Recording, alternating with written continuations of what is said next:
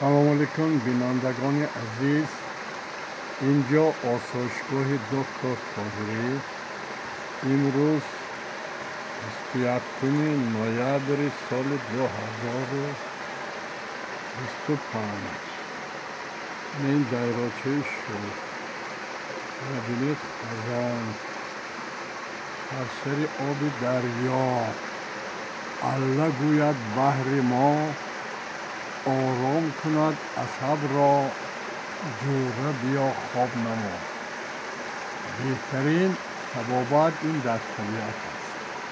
هر شخصیت هایی که اینجا می بیایند، حتی همین صدای آب، آواز پرنده ها، طبیعت زیبا خودش طبابت است. چون انسان هم یک جزئی طبیعت است. هر چقدر با طبیعت نزدیک باشید، شما همانقدر سالم و دراز عمر هستید. این پایین ببینید گل‌های صدبرگ خدا هم شکوفا هستند. دریاچه شوخ پرطلعتان، من نام تو را نموده‌ام گم. این دریاچه شوخ دهه فتخ ناحیه عینی جمهوری است.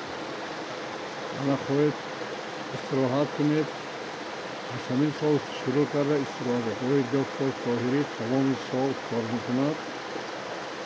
مرحمت به استراحتگاه دکتر طاهری، ناحیه عینی دهه فتخین، آسایشگاه دکتر طاهری.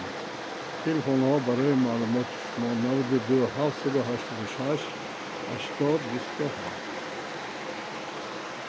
سلامت باشید، سرسالو شوید.